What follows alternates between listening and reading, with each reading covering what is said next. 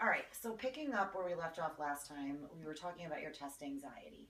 So, what I want to do today is I want you to tell me about a very specific time it happened. In fact, pick out the last time that it happened. And let's talk about that with as much detail as you can. Okay, so the last time was maybe a week ago, and I was taking a test and felt really good about it. I was all pumped, I'm gonna do great. What time of day was this? It was like 7 at night. 7 at night. And where Yeah. were you? I was at school. It was the same class as always, Okay. same spot as always, because I'm like, worry about that sometimes. Like, I need to sit in the same spot, otherwise, it doesn't feel right. Mm-hmm. So, that was all going good for me. And the subject? It was math, Okay. which I don't really like anyways. Mm-hmm. But yeah. Okay. So, you were feeling really good. Okay, Mm-hmm. I'm going to rock this test. Yeah. Sitting in your chair in the same classroom. Yeah. Math. Then what? So then the teacher came in, and everybody was sitting already, and it was fine already with our pencils and calculators, all that stuff. And then she started to hand out the tests, and then I started to feel like a little shaky, and my palms got sweaty, and just really nervous. And then she was like, "You can't start yet." And I was more nervous, like, "Oh, okay, I have to wait." Then she's like, "All right, go. You have 2 hours to complete this test." I'm like, okay. So then I flip it over, and everything's gone. And I feel completely hopeless. Like, there's no way I could do this. And I just get shaky, and then I start looking around, worrying about what everyone else is doing, and I just get completely overwhelmed. And then I can't figure it out. I don't know anything anymore. Like, I just don't know where it goes. Okay. So when the test is handed out, you start to feel anxious. Mm-hmm. You start to feel hopeless. Tell me more about the thoughts that are running through your head as you're feeling anxious and hopeless. Well, I'm just thinking that I'm going to fail. Like, that's what I worry about. Like, I don't want to fail. Mm-hmm. So I'm thinking, oh my God, you're gonna fail. You're gonna mess it up again. Like, why are you even trying to do this? Like, what's the point of doing that? Mm-hmm. So when you think that you might fail again, how are you feeling? It makes me feel really hopeless Okay. and nervous and anxious, and Mm-hmm. it's just like I just want to give up then. And so then what does it mean if you actually do fail? What would that mean to you? Well, it means that I'm a failure at life then. Like, everybody in my family already messed up, so I'm just like them then. Okay. So when you think about failing, what failing really means to you is not only am I going to fail this test, but I'm failing at everything else in my life. Yeah, yeah, and I think back to, like, everybody's always in and out of jail all the time. Like, I should be really proud of myself for being here. Mm-hmm. But then I worry, like, I'm gonna be just like them, and that's something I'm afraid of, because that to me would be failing. I don't want to be like my family. Okay. So failing a test means that you're just like your family and you're not successful across the board. Yeah. And so when you think about that thought, which is a pretty heavy thought, what does it feel like to think about that scenario happening? To think about failing and becoming like my family, Right. it makes me really sad, and I just feel awful. Like, I can't even describe it. It's just a horrible feeling. I don't want to be like that. And then I worry too. Mm-hmm. Okay. So the test gets passed out. You feel anxious. Mm-hmm. You feel hopeless. Mm-hmm. You start thinking, I'm going to fail. That's really Mm-hmm. scary because failing at this test means that you're failing at everything. Yeah. And that you're just like your family. And then there's just this overwhelming sadness that comes along. So, in this last scenario that you described to me, Mm-hmm. after all these things started happening, what did you do? You turned the test over, everything was blank. Well, I just stared at it for a while because I just felt like I didn't know anything. Mm-hmm. And I mean, I tried to answer.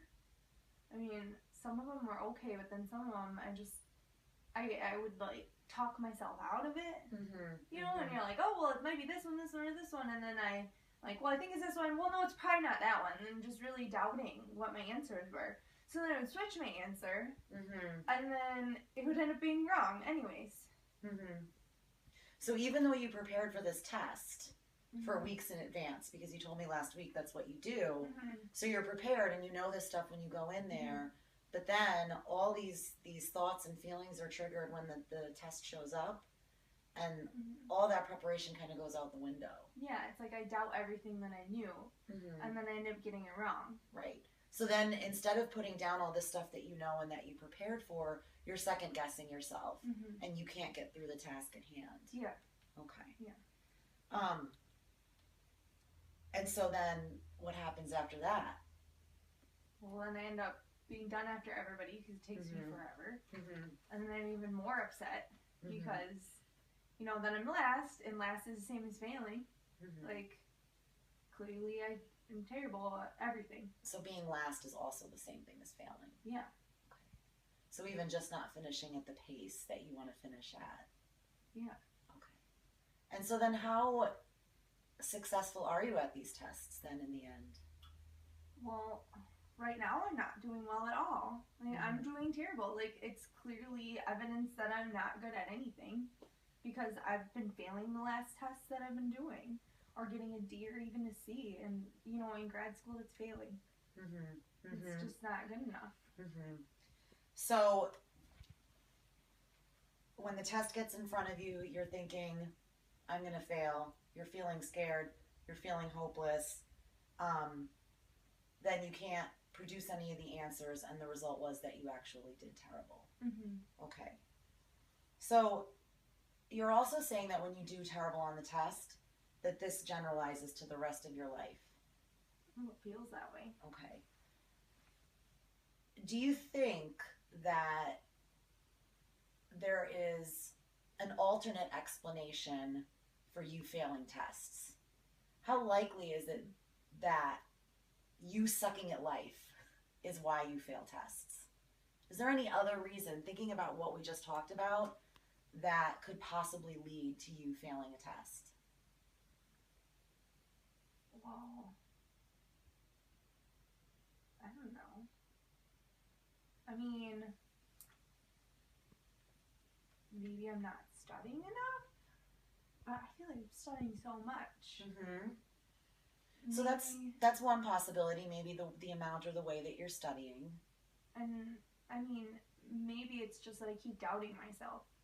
And like, when I'll look back and I doubted myself on answers, I would have got it right, but then I get it wrong because I worry too much about it. Okay. So then I end up getting it wrong, and if I would have just trusted myself to begin with, I probably would have got more answers right. Like, I don't know how I would have done total, but it would have been better.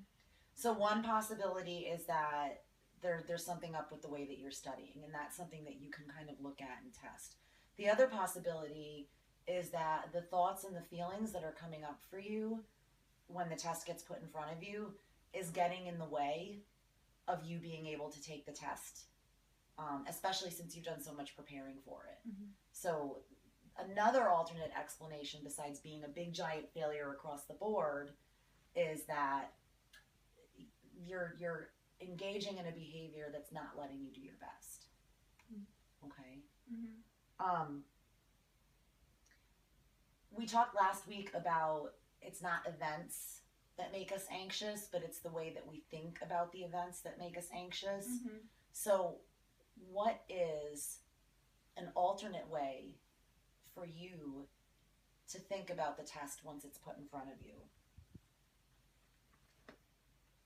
To think about the test? Because right now, the second the test goes down, what are you thinking? That I don't know anything. That you don't know anything. And how's that working out for you? Not well. Okay. So what else could I think instead of that? I mean, I do study a lot, so I feel feel like I know the stuff, and doubting it is getting it wrong. So I just could trust what I've been studying. Like, you studied a lot. You probably know it. Just trust your first instinct and put the answer down. Like that kind of thing. Yeah, and so that's one way to think of it, right? Is changing the way that you think about the test in the moment. Because if you sit here right now and think to yourself, I'm going to fail everything, how does that feel? Bad. But if you think to yourself, I studied this, I know this, and I know I can do a good job, how does that feel? When I feel better. The other thing to think about too is, does failing one test really mean that you failed at life? I mean, not really, but it feels that way. Do you have evidence in other areas of your life that says that you're failing in all of these things? Well, I mean, the last few tests, yeah. But when I look at, like, undergrad, I did pretty good. I mean, I always got a little bit nervous, but it really didn't get bad until grad school. And, like, I did well. Like, high school and undergrad were pretty good. So, I mean, I wasn't failing then. Yeah. It's rare that failures get into grad school. Yeah. Okay. So it's rare that a failure, I would say, and probably not at all, would a failure get into grad school to begin with. Yeah. But then, hard. right, it would be really difficult. But then look at your performance even in grad school. How are you doing on your papers? Well, I do really good on my papers. Presentations? They're okay. They're pretty good. Teacher feedback? They just say that my tests are not that great, but otherwise I get good feedback. Okay. So this one slice of data, this one data point that we have, these tests, this is where the one area is where you're struggling. Yeah. And yet you're using that to talk about being a failure at life. Yeah, like I'm using that as the only thing.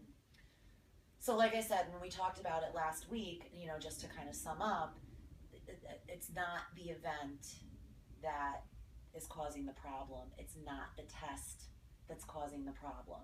It's the way that you're thinking about the tests and then the feelings that those thoughts are generating. And that's what's getting in the way of you being able to produce an effective behavior.